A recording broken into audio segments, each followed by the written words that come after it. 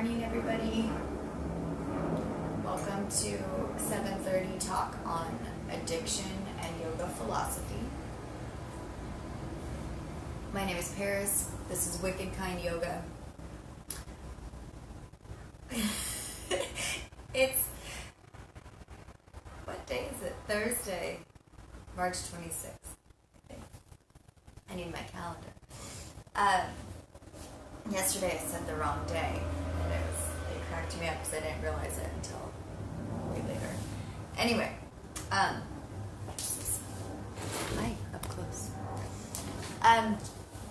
So today we're going to talk about the last of the Yamas, which is Aparigraha. Now, first of all, I must say that I wrote these backwards because I realized in the videos that I had couldn't read them. I had a chalkboard up once, so I wrote them backwards, and I was cracking up because it's harder than I thought it was going to be. Side note. So the philosophy or the concept or the idea of this Aparigraha is.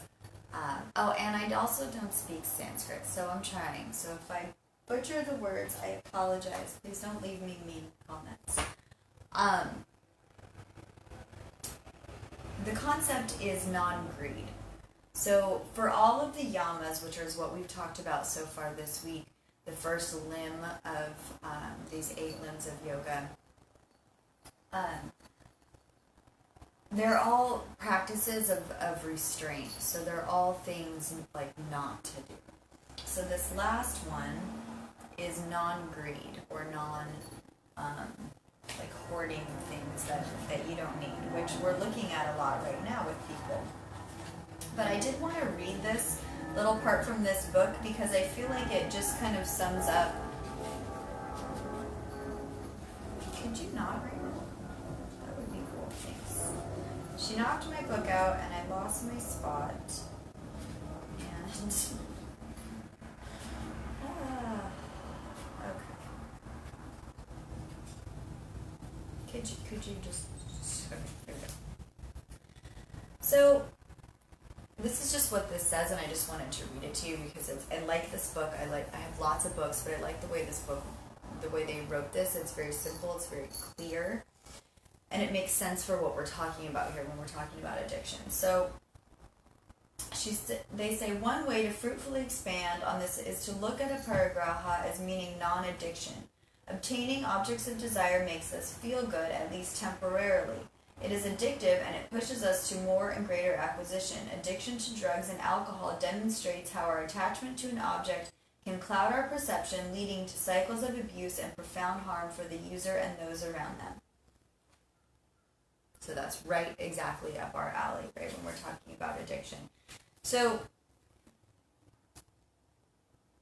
for us, like when we're speaking in terms of addiction and how to use these concepts for this particular purpose, Aparigraha is the addiction. It's the thing that we're like dealing with, right? Okay, so in normal, like when you're discussing yoga philosophy, and you have the yamas, and you have ahimsa, which is non-violence, satya, which is non-lying, asteya, which is non-stealing, brahmacharya, which is celibacy or restraint when it comes to sex. And then you have Aparigraha is the last of those 5. For us, in this particular case, that's our thing. This non-addiction is what we're working with. So, for today, I don't have much to say about that because it just is what it is. It is the thing that we're working against. But I do have an activity that I thought you could do, that I do, which kind of gets you to wrap in all of these this first set, this Yama set all together. So what I do is take a piece of paper and you write down each of these concepts, right? So Aparigraha is going to go at the top because that's our addiction. That's what we're dealing with. So when we're dealing with this, And then you write the other ones below it. So you have ahimsa, and then leave some space, satya, asteya, and brahmacharya.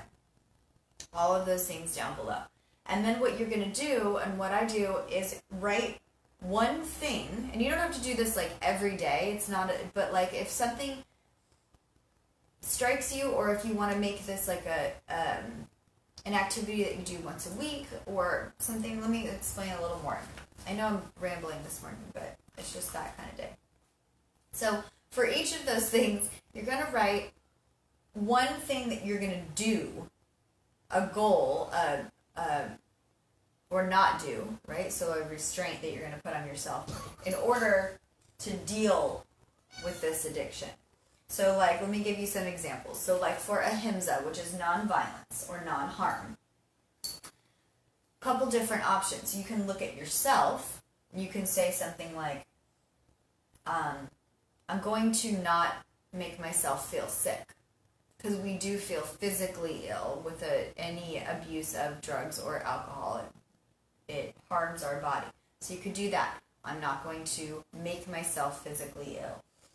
This week, like let's just say this week, if you're not ready to do the whole for the rest of your life, that's fine. This week.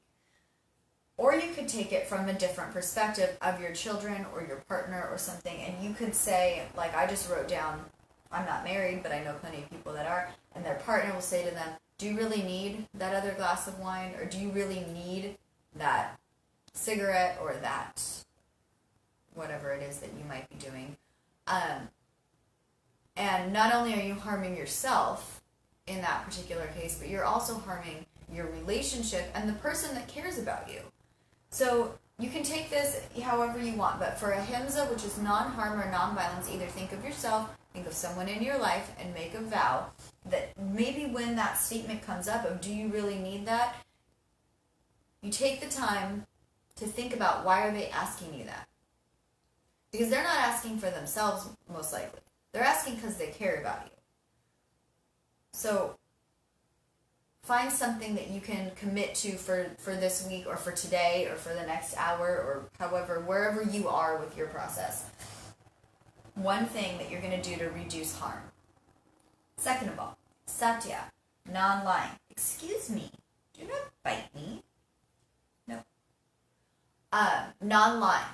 So you're going to write down here something that you're going to do to stop the lying. So a couple of things that I wrote down are, like, I can have just one if I want to. Like, if I wanted to, I could have one. I just don't want to. I just overdrink. That was a lie that I used to tell myself. Like, oh, I could do it if I want to. I just really like to, like, drink the whole bottle and black out or whatever. It's a lie, straight lie.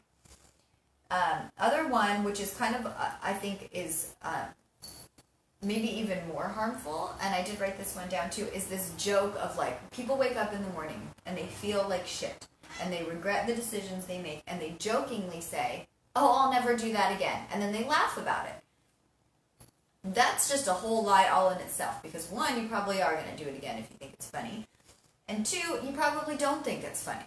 You probably are fucking miserable, and you're making this joke about it because we live in this society that jokes about it.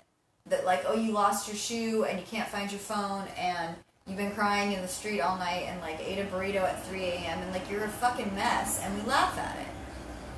But maybe that's just a lie. Like maybe you could have a better life if you didn't think it was so fucking funny. That was a lot of fucks in one sentence. I apologize. So that's it. How do you lie to yourself and how do you stop it? Number 3, asteya. It's non-stealing. What are you going to stop stealing? Write something down. So for me, what I wrote down when I was just going through this morning, I'm going to stop. No. One thing addiction means to me is stealing time. Like I have spent so many days on the couch in misery because I couldn't get up. Because I stayed up too late, stayed up for too many days. I regret things that I've missed. So time is like a huge thing for me. So one way that I wrote it down for today is allow myself all minutes of the day for peace. when I am in a battle with myself over decisions that I've made, I am not peaceful internally. I can be quiet and I can be kind, but inside I am not at peace. And that is time away from myself, and time that I could be spending doing something that I love if I didn't feel like such a piece of shit. So allow myself all minutes of the day for peace. That's my asteya. And then brahmacharya, I will be present in all romantic dealings. So that's how I'm going to make that promise. That's, this week. That's permanent. But I'm just saying, depending on where you are, like I said, for this week, for today, for however you want to do it, each one of these things, make yourself a promise. Even if you don't have an addiction, it's not a terrible idea to write things down. Of how are you going to be more kind to yourself and others? How are you going to tell the truth? How are you going to stop stealing things that don't belong to you? And that's not just material things. And then how are you going to conduct yourself when it comes to your romantic life? That goes for people, of all kinds. I think that these concepts, were not written for people with addictions. They were just written as this part of yoga. But it really works for us. It really works for me. So that's your activity for today, is to write down each of these things and commit to something. Commit to something of how you're going to put this out in the world and for yourself. And then this aparigraha, this greed, which is your addiction, you'll see how that's affected. And you can even write down for yourself how each one of these steps that you take affects this. So these are, like I said at the beginning, these are the yamas. This is the first limb of the 8 limbs of yoga. I'm not necessarily going to go through all 8 limbs, I don't think, in order. But this is a really good foundation, especially when it comes to addiction. Let's start here. I think that's it for today. Please write stuff down. Please give it a try. Please share these videos with, you never know who might need it. You never know, I didn't know this was a thing before I started, taking classes, and before I took my yoga teacher training. I didn't know that there was all this extra knowledge or things out there to help me. And this really worked for me.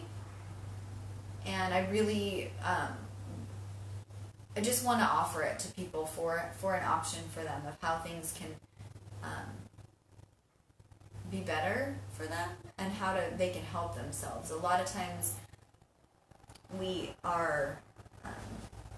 go to these groups or these meetings or whatever, and then you leave and you feel like you're alone. You go and you talk to everybody and you hear everyone's story, and you leave and you go home and you're like, well, fuck, now what? So here's a little bit of now what. How to help yourself. I hope that makes sense. I love you all, and have a fabulous day.